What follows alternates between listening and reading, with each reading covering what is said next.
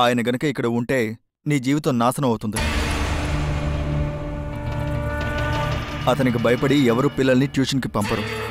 నిన్న జరిగిన గొడవ గురించే ఈ పాటికే అందరూ ఫోన్లో మాట్లాడుకుని తెలుసుకుని ఉంటారు. నన్నేం చేయమంటావు? బాల నిర్ణయం ఏంటో నాకు తెలీదు, కానీ నా నిర్ణయం ఏంటో చెప్తా. అతన్ని నువ్వు ఇక్కడ ఉండకూడదు అని చెప్పి పంపించేయాలి. అలా నువ్వు చేయలేకపోతే మళ్ళీ నీ జీవితం కష్టాల ఊబిలోకి వెళ్ళిపోతుంది. వేరే వాళ్ళు ఎవరైనా అయితే నేను ఈ విషయంలో కలగజేసుకునేవాడిని, కానీ ఇది నువ్వు మాత్రమే సాల్వ్ చేయగలవు. సహాయం ఏదైనా కావాలంటే నాకు ఫోన్ చేస్తే చాలు. శివ, మిగతా వాళ్ళు ఏం మాట్లాడుతున్నారో నాకు తెలీదు. ఒకవేళ ఆయన నీకోసం వచ్చినా వస్తారు. నువ్వు జాగ్రత్తగా ఉండు. నా గురించి కాదు, నీ విషయమే ఇప్పుడు నాకు ముఖ్యం.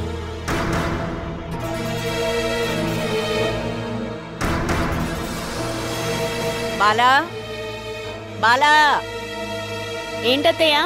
ఒకసారి ఇలా రా అమ్మా.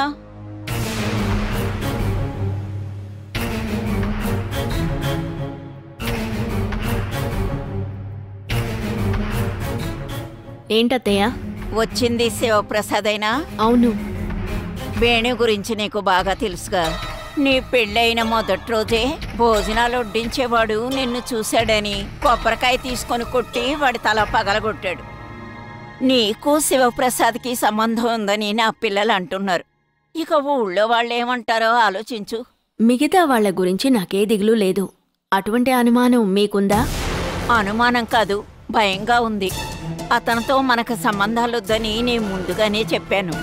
నువ్వు వింటలేదు. అతను ఇంట్లోకి వస్తున్నాడు. చివరికి ముగింపు ఎలా ఉంటుందో నీకే తెలుసుగా. చాలు, ఇక మీద అతని సాయం నీకు అక్కర్లేదు. ఇంతకాలం నా తోబుట్టువు కూడా చూపించని ఆత్మాభిమానాన్ని అతను నాకు చూపించాడు.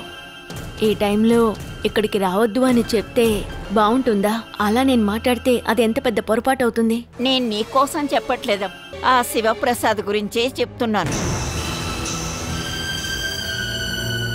ఈ లోకం మనం అనుకున్నంత మంచిది కాదు. ప్రతి విషయానికి వాడు అనుమానపడి దారిన పోయే వాళ్ళతో కూడా గొడవ పడతాడు వేణు. అలాంటి వేణు నీకు ఆ ఆటో అబ్బాయికి అక్రమ సంబంధం ఉందని ఎవరైనా చెప్పారే అనుకో, అంతెందుకు ఇప్పటికే ఎవరో ఒకరు చెప్పుంటారు. ఎవరో ఎందుకు, ఈ సుమేషే చెప్తాడు. పాపం ఆ అబ్బాయి జీవితం నీ వల్ల పాడవకూడదు. ఈ ఇంట్లో గనక ఆటో అబ్బాయిని చూస్తే వెంటనే అతను చంపుతాడు. అలా జరగకుండా ఉండాలంటే శివప్రసాద్కి ఇక్కడికి రావద్దని నువ్వే చెప్పాలి. ఖచ్చితంగా చెప్పాలి. లేదంటే ఈ ఇంటి గుమ్మంలో హత్య జరుగుద్ది. అందుకే చెప్తున్నా.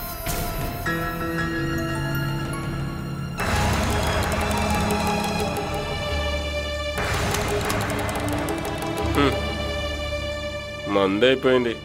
ఈకి టచ్చింగ్కి చేపల కూర మిగిలింది. వాసన తీసుకుని అంత మందు తీసుకుని ఎంజాయ్ చేయడానికి వచ్చావేంట్రా? దీన్ని తీసుకురావడానికి ఎంత కష్టపడ్డానో నాకే తెలుసు.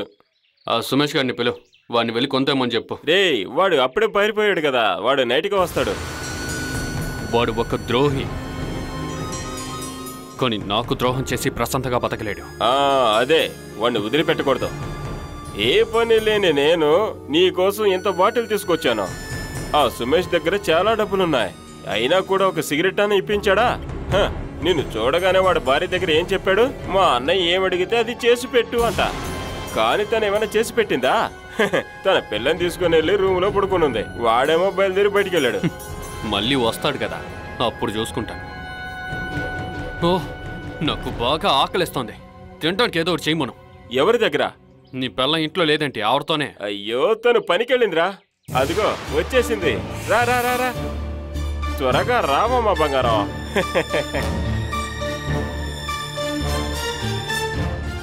ఇలా రావే. ఎవరొచ్చారో వచ్చి చూడవే. నా వేణు తమ్ముడు, నా బంగారం.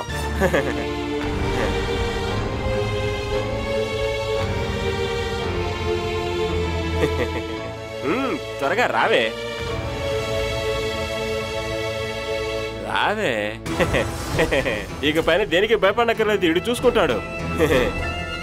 నువ్వు ఇదంతా చూడుకో, ఈడొచ్చాడని ఇక్కడ కూర్చొని మాట్లాడుకుంటున్నావు. ఎక్కడ ఊరు తిరగడానికి వెళ్ళావు? తను ఊరు తిరిగి రావడానికి వెళ్ళలేదు, పనికి వెళుతోంది. పిల్లని ఉద్యోగం పంపించడానికి నీకు అసలు సిగ్గులే? పొద్దున్న పోతే సాయంకాలకే ఇంటికి వస్తోంది. ఎక్కడ తిరుగుతోందో ఎవరికి తెలుసు? ఇలా చూడు, నేను వెళ్తున్నానంటే నన్ను కట్టుకుని నా మొగుడిని అడిగే నేను వెళ్తున్నాను. 2 పిల్లలు కానీ 6-7 సంవత్సరాలు నీ పెళ్ళం అక్కడ ఎంత కష్టపడుతుందో చూసావుగా. అసహ్యంగా అనిపిస్తే ముందు నీ ఇంటికి సంపాదించి పెట్టు, ఆ తర్వాత మిగతా వాళ్ళకి బుద్ధులు చెప్తూ. ఇంకా నీ పొగురు అస్సలు తగ్గలేదే? నిన్ను చూస్తేనే నాకు ఎక్కువ అవుతుంది. అయితే ఇప్పుడు నేను తగ్గిస్తా చూడు. చూద్దాం ఏం చేస్తావేంటి? తనేదో బుద్ధి లేకుండా మాట్లాడుతుందని నువ్వు ఇలా చేయకూడదు. నేను లేని సమయంలో నా అమ్మని ఇంట్లో నుంచి పంపించిన దాంట్లో ఇది కూడా ఒక్కతిరా. మా అమ్మని మీరందరూ కలిసి ఇంట్లో పెట్టి కష్టపెట్టారు కదే. ఇలా చూడు, కష్టపెట్టింది నేను కాదు, నీ తమ్ముడు పెళ్ళామే కష్టపెట్టారు. ఇలా చూడు, నేను సంపాదించుకొచ్చే డబ్బులు తెస్తున్నాను. ఆ సంపాదించిన డబ్బులతోటే అత్తయ్య నేను బాగానే చూసుకున్నాను. మరి అలాంటప్పుడా మా అమ్మ అత్తింట్లో ఒక పిచ్చిదానిలా బతుకుతోంది? అదే నీ తమ్ముడిని వెళ్ళాడుగు. సుమేష్ అడగాలి. నీకు రావాల్సిన ఆస్తుల భాగం కూడా వాళ్ళే రాయించుకొని సంతోషంగా ఉన్నారు. అత్తయ్యకి ఒక పూటైనా మంచి భోజనం పెట్టారా లేదా అని వెళ్ళి వాళ్ళని అడుగు. నేను గాని ఇక్కడ లేకపోయి ఉంటేనా నీ తమ్ముడు పెళ్ళాం కలిసి అత్తయ్యని ఎప్పుడో చంపేసేవాళ్ళు. ఇంకో విషయం, అత్తయ్య వెళ్ళింది ఎవరితోనే కాదుగా, నీ పెళ్ళాంతోనే కదా వెళ్ళింది. అత్తయ్యకి ఏ ఇబ్బంది లేకుండా తను బాగానే చూసుకుంటాను. ప్రశాంతత చెడగొట్టడానికి నువ్వు వెళ్లకుండా ఉంటేనే చాలు. మరి నేను ఇక్కడుంటే మీ ఇద్దరికి మందు పోసినా? అలాగేమి చెప్పుకో, ఇది లోకలమే కాదు, ఫారెన్ కొంచెమే ఉంది, అయిపోయింది. ఆ బాటిల్ చూసావు కదా. ఇలా చూడు, మన కుటుంబంలో ఒకడు మొదటిసారి జైలుకి పోయి వచ్చాడు, అది కూడా మర్డర్ చేసి వెళ్ళి. వాడు మొదటిసారి జామీన్లో వచ్చినప్పుడు మనమే కదా చూసుకోవాలి. నువ్వు ఒక 500 ఇవ్వు, సాయంకాలం ఇస్తాను, లేదు రేపిస్తాను. వదలండి, ఒక పూట భోజనం కోసమే నేను సంపాదించుకొస్తున్నాను. మీరు ఇలా తాగి తందనాలు తొక్కడానికి కాదు. అయ్యో దాని కాదు, చూడరా. అరే మందంటూ చూడు, మేము తాగడానికి డబ్బులు అవసరం లేదు. అదే కదా. నీ దగ్గర డబ్బులు ఎక్కడేరా? 7 సంవత్సరాల జీతం రా. జైలు ఉంటే డబ్బులు ఇస్తారా? ఇది బాగుందే. ఇలా చూడండి, అలా అయితే ఎవరైనా చంపి జైలుకి వెళ్ళండి. అవునవును. ఏరా, ఇది నీకు నిజంగా వచ్చిన జీతమారా, లేదా నువ్వు జైలు నుంచి వచ్చి ఏదైనా కొటేషన్ పనికి వెళ్ళేవా? అక్కడ జైల్లో పడుకుని ఊరికే నిద్రపోలేమురా. అక్కడ ఒక్కొక్కరికి ఇచ్చిన పని సరిగ్గా చెయ్యాలి. అయ్యో, పని కూడా చేయాలా? అయితే పెద్ద రిస్కే, వద్దు. మొదటిసారిగా జైలుకి వెళ్లి సంపాదించిన వాడు డబ్బుతో నేను తాగబోతున్నాను. ఈ డబ్బుతో తాగితే మొత్తం ఎక్కుతుంది. నాకు ఇప్పుడే ప్రశాంతంగా ఉంది. మనం ఈ డబ్బు మొత్తంతో తాగి సంతోషంగా ఉండాలి. ఇది తాగి అవగొట్టడానికి కాదు. అయిపోతే ఏంటి, నువ్వు జైలుకి వెళ్ళి మళ్ళీ బాగా సంపాదిస్తావు కదా. సరే అది వదిలే, నువ్వు ఇక్కడే ఉండు. అన్నయ్య త్వరగా వెళ్ళి మందు తీసుకొని వస్తాడు. అయ్యయ్యో, నేను ఈ దారిలో ఎందుకు వెళ్తున్నాను? కొత్త రోడ్ వేశారు కదా.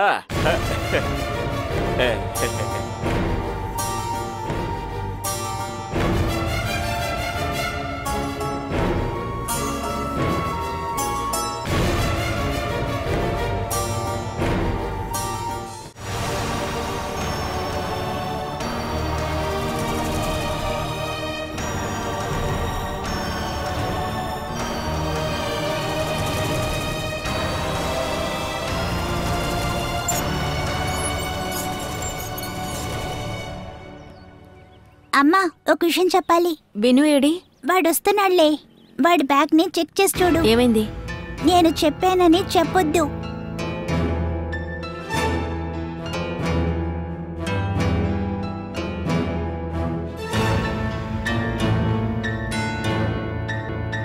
ఏం ఆలోచిస్తూ కూర్చున్నారేంటమ్మా? తినడానికి ఏమైనా వండి పెట్టారా లేదా? ఉంటే నాకు కొంచెం పెట్టివ్వండి. రే, ఒక్క నిమిషం ఉండు. ఆ బ్యాగ్ ఇటివ్వు. ఎందుకు? ఎందుకో చెప్తే గానీ ఇవ్వవా?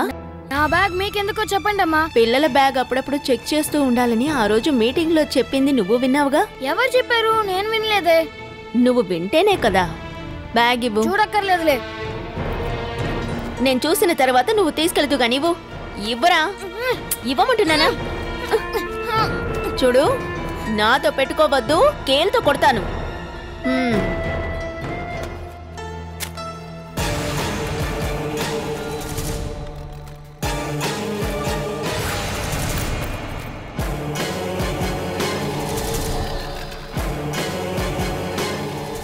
ఏంట్రా ఇది? చూస్తే అర్థం కావట్లేదా?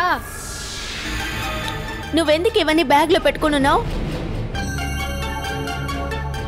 ఉదయం సాయంత్రము రాళ్ళు మోస్తానని ఏమైనా మొక్కుకున్నావా? నిజం చెప్పు, బ్యాగ్లో ఎందుకు ఈ రాళ్ళున్నాయి? నాన్నని కొడదామని. ఎందుకు కొట్టాలంటున్నావు? మీతో గొడవ పడుతున్నందువల్ల. అది మీ నాన్న స్వభావం అని చెప్పాను కదా. 2 రాళ్లతో కొడితే ఆయన బుద్ధి కష్టం అవుతుంది. రోజు నా చేత్తో ఎన్ని దెబ్బలు తింటున్నావు? అయినా నీ స్వభావం ఏమైనా మారిందా?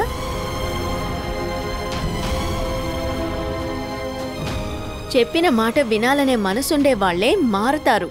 ముందు నీ స్వభావం మార్చుకో, ఆ తర్వాత మిగతా వాళ్ళు.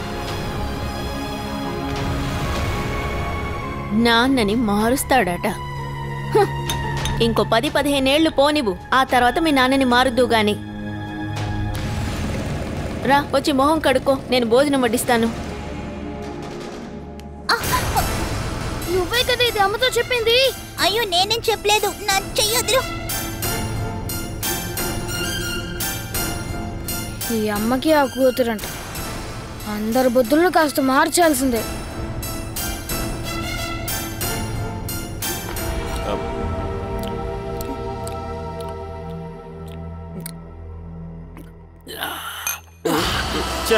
ఇప్పుడు పగిలిపోయి ఉండేది. ఏరా, నేను ఎన్ని సంవత్సరాలు జైల్లో ఉన్నప్పుడు బాలా ఎలా బతికిందని మీరు చెప్పిన దాన్ని బట్టేరా నాకు తెలుసు. ఒంటరిగా బతికేసి తనకు బాగా ధైర్యం వచ్చేసాను. తను అలాగేరా, ఆడవాళ్ళని ఒంటరిగా బతకంటే ప్రమాదం. తర్వాత మనకు మర్యాద ఇవ్వరు. 8 సంవత్సరాలు మొగుడు జైల్లో ఉండి వచ్చాడు. నోటికి రుచిగా నీకేమన్నా తను చేసి పెట్టిందా? చేసి పెట్టదు. తనకి ఇక పైన నువ్వు అవసరం లేదురా. నన్ను వద్దనేసి తను ఎవరితోరా బతుకుతుంది? ఆడవాళ్ళు తెలుసుకుంటే మగవాడగాన కొరత. తనకు నచ్చిన మగాడినే ఇప్పటికే ఎవరో ఒకరిని సెట్ చేసుకొని ఉంటుందిరా. తను తెలివిగలదైతే తనతో బ్రతుకుతుంది. అలా కాదు, వచ్చేవాడు తెలివిగలవాడైతే తన కష్టపడే డబ్బుతో హ్యాపీగా సంతోషంగా బ్రతుకుతుంది. అదే కదా జీవితం అంటే. రే, నేను జైలుకి వెళ్ళేటప్పుడు బాలా కడుపుతోందిరా. నీకు నమ్మకం ఉందా? నువ్వెందుకు అలా అడుగుతున్నా? నీకు నమ్మకం లేకపోయినా నాకు నమ్మకం ఉంది. వేణు, వాడు నీ కొడుకేరా. వాడు అచ్చు గుద్దినట్టు నీలానే ఉన్నాడ్రా. కానీ ఆ ఆడపిల్ల విషయంలో నాకు సందేహం ఉంది. అనుమానమా? ఓ విషయంలో నాకు బాగా నమ్మకం ఉందిరా. తను నా కూతురు. రే, నేను చెప్పాను కదా వాడు పొద్దున్న వెళ్ళి సాయంకాలానికి వస్తాడని. నువ్వు వాడిని భయపెట్టు. ఊరికే ఆటలా కాకుండా స్ట్రాంగ్ గా భయపెట్టరా.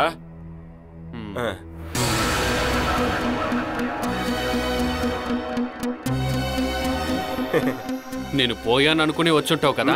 ఏంటి? లేదు, ఒక ముఖ్యమైన పని మీద వెళ్ళాను. అయ్యో, నీకెప్పుడు ముఖ్యమైన పని ఉంటుందిలే. దానికి మధ్యలో నేను చెప్పిందేవి నువ్వు మర్చిపోకూడదు. వేణన్నా, నువ్వేం చెప్పినా సరే అది నేను వింటాను. వింటావు, కానీ దానికి వ్యతిరేకంగానే చేస్తావు. ఇలా చూడు, నిన్ను మోసం చేయడానికి ఇదంతా చేసిన వాడినే అయితే నిన్ను జామీన్లో తీసుకురావడానికి ఎందుకంతగా కష్టపడతాను? దానికి నీ దగ్గర ఒక ఐడియా ఉంటుంది. ఐడియా ఉంది, కానీ అది నీకోసమే అన్నయ్య. బాలావతిని కోల్పోకుండా ఉండాలని.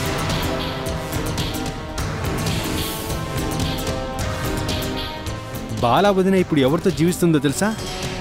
ఆ శివప్రసాద్ అనే ఆటో వాడితోనే. నేను కంట్రోల్ చేయడానికి ఎంతగానో ప్రయత్నించా, కానీ వాడికి రౌడీలతో సంబంధం ఉంది. ఆ ధైర్యంతోనే బాలావతిన మనతో ఫేస్ టు ఫేస్ మాట్లాడగలుగుతోంది. అన్నట్టు భార్యాభర్తలుగా వాళ్ళిద్దరిప్పుడు జీవిస్తున్నారు. గురించి మాట్లాడమంటే చంపేస్తాను.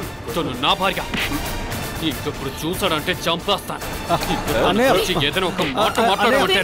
నేనేమి ఊరికే అనలేదు. బాలావతిన ఇప్పుడు శివప్రసాద్తోనే ఉంది.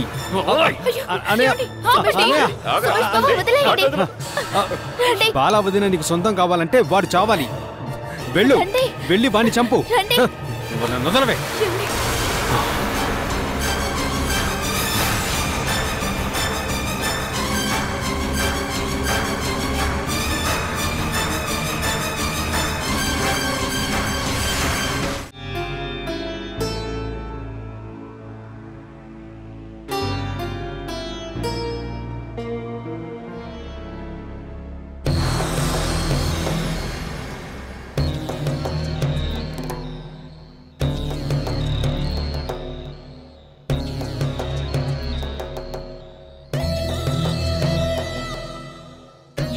నా బ్యాగ్ లో రాళ్ళు పెట్టుకున్న విషయం నువ్వు అమ్మతో ఎందుకు చెప్పావో చెప్పు. నీ గురించి నాకు బాగా తెలిసినందువల్ల నువ్వు దాంతో కొట్టి నాన్న బుర్ర పగలగొడితే దానికి నాకు వేరే రాళ్ళు దొరుకుతాయి. ఆయన మన నాన్నరా? ఆయన నాకు అక్కర్లేదు, కావాలంటే నువ్వు పెట్టుకో. ఆయనే మన నాన్నని నువ్వు ఇంతకు ముందు ఎప్పుడైనా చూసావా చెప్పు. ఇలా చూడు, నీకు నాకు నాన్న అనే వాళ్ళు ఎవరు లేరు, అమ్మ మాత్రమే ఉన్నారు. నువ్వు చూసావు కదా, బయట ఒక పెద్ద పిల్లి 2 పిల్లల్ని తీసుకొని తిరుగుతున్న విషయం చూసావు కదా, అలాగా. ఆ పిల్లలకి కూడా నాన్నున్నారు. నేను వాళ్ళ నాన్న చూడలేదు. నువ్వు చూడకపోతే అది లేనట్టయిపోదు. ఇలా చూడు, అది మా నాన్న కాదు. ఆ వ్యక్తి మన అమ్మని భయపెట్టి ఇంట్లో ఉంటున్నారంతే. ఆ మనిషిని ఈసారి ఇంట్లోకి రానివ్వకూడదు. నాన్న మన ఇంట్లో కాకపోతే ఇంకెక్కడికి వెళ్ళుంటారు? అది నాకు అనవసరం, కానీ ఈ ఇంట్లో అసలొద్దు. ఈసారి ఆ వ్యక్తి ఇక్కడికి వస్తే ఆయనని ఎలాగైనా గెంటేస్తాను. నాన్న ముందు వెళ్ళి నుంచొని మాట్లాడే ధైర్యం నీకు లేదు, మరేం చేస్తావు? ఆయన ఇక్కడికి రానివ్వు. నేను ఏం చేస్తానో నువ్వే చూసి తెలుసుకుంటావు.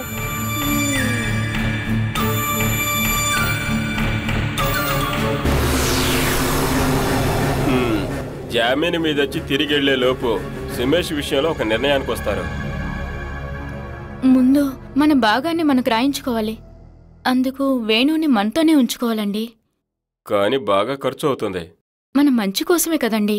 ఓ, మంచి కోసం నువ్వు ఎంత కష్టాన్నైనా భరిస్తావా? స్థిరంగా ఇక్కడే ఉండడు కదా. 1 నెల అయితే వేణు ఇక్కడి నుంచి వెళ్తాడుగా. ఇంకా రావడానికి 2-3 సంవత్సరాలు పడుతుంది. అంతవరకు మన భాగం మనం తీసుకుని ఎక్కడికైనా వెళ్ళాలండి. ఏమే, ఇలా చూడు, మనం ఇక్కడి నుంచి వెళ్ళడం తర్వాత సుమేష్ ని ఇంట్లో నుంచి పంపిస్తే అప్పుడు ఈ ఇల్లు ఎవరికి సొంతం అవుతుంది? మనకి. తెలివిగా అమ్మా నాన్న ఆస్తిని కూడా మన పేరు మీద రాపించుకుంటే ఈ ఇంటికి ఓనర్ ఎవరు? నేనే. కలలు కనడానికి ముందు మనకు అసలు ఆస్తి వస్తుందో లేదో చూడాలండి. అదంతా వస్తుంది. నేనంత తప్పుడు వ్యక్తిని కాదని వాడికి తెలుసు. అందుకని వాడు కళ్ళు మూసుకొని నన్ను నమ్ముతాడు. ఆ నమ్మకాన్ని ఎలా వాడుకోవాలో నాకు తెలుసు.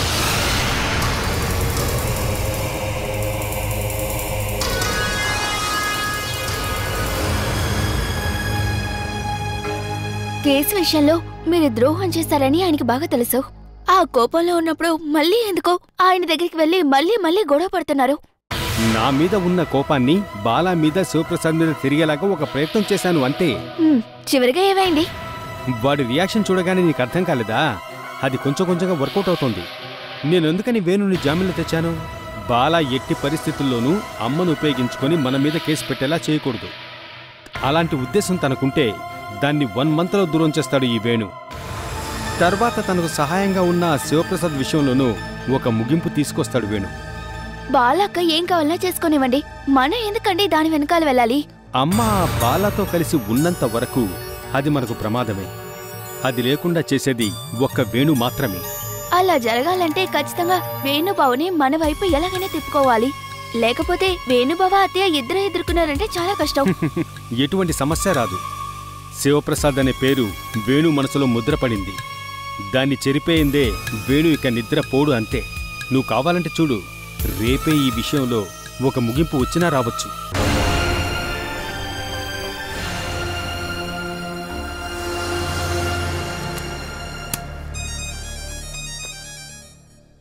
అమ్మా, ప్రీతి ఆంటీ కాల్ చేస్తున్నారు.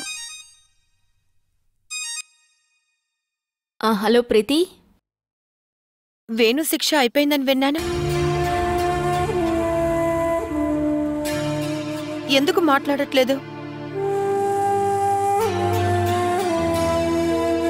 నిన్న ట్యూషన్కి వచ్చిన పిల్లల్ని తరివేశాడంటగా.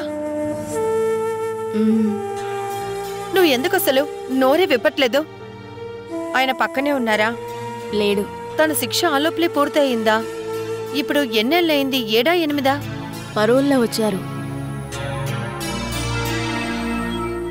ఎన్ని రోజులు ఉంటారో తెలీదు. నాకెందుకో అతను వెళ్లేంత వరకు ట్యూషన్ తీయలేనేమో. నువ్వు ఎందుకు ఆయన చూసి భయపడుతున్నా? ఇక నీ జీవితంలో తన అడ్డుగా రావడానికి నువ్వు అనుమతించకు. నీ పని చెడగొట్టాలని ప్రయత్నిస్తే వెంటనే నాకు ఫోన్ చేయి. మనం స్టేషన్లో కంప్లైంట్ ఇద్దాం. పరోల్లో వచ్చిన ఖైదీ ఇంకేమైనా కేసులో ఇరుక్కుంటే శిక్ష తగ్గించే ప్రసక్తే లేదు.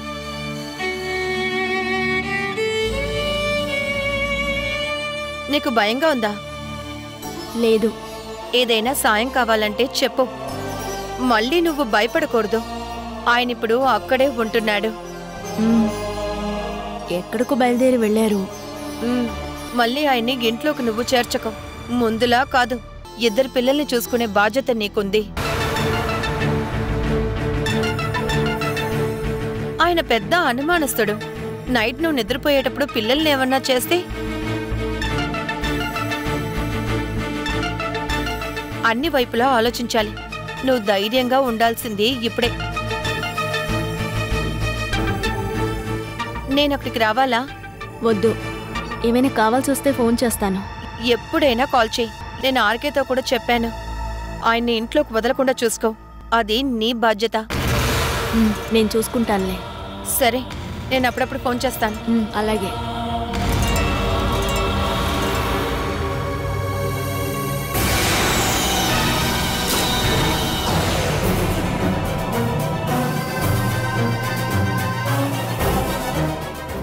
నువ్వు నాన్నతో మాట్లాడేవా? నేనెందుకు మాట్లాడాలి? నువ్వు మాట్లాడావా ఏంటి చెప్పు. నాతో నా పేరేంటని కూడా అడగలేదు. నీ పేరు ఆయనకి తెలుసుంటుంది. అయినా మొదటిసారి చూసినప్పుడు బాగున్నావనైనా అడగాలి కదా. ఎంతైనా మన నాన్నే కదా. నేను చెప్తున్నాను కదా, ఆయన మన నాన్న కాదు అని. ఆ మనిషి ఎక్కడికైనా వెళ్ళని, కానీ ఇక్కడికి మాత్రం అసలు రాకూడదు. ఏంటి విను, ఉదయమే అక్కతో గొడవ పడుతున్నావా? మళ్ళీ మొదలు పెట్టారు. ఇలా ఇవ్వు, నేను ఊడుస్తానులే. నువ్వు వెళ్ళు, స్కూల్కి టైం అవుతుంది. రెడీ ఇవ్వు. అమ్మా, నాన్న తిరిగి రారా అమ్మా? నాన్న ఎప్పుడు ఇంతేనమ్మా, లేక మేము నచ్చినందువల్ల వెళ్ళిపోయారా? నువ్వు నన్ను ఎన్ని ప్రశ్నలు అడిగితే నేను తట్టుకోలేనమ్మా. సారీ అమ్మా. విను ఎప్పుడు చెప్పేలాగా మాకు అమ్మ మాత్రమే ఉందని మేము అనుకుంటాం.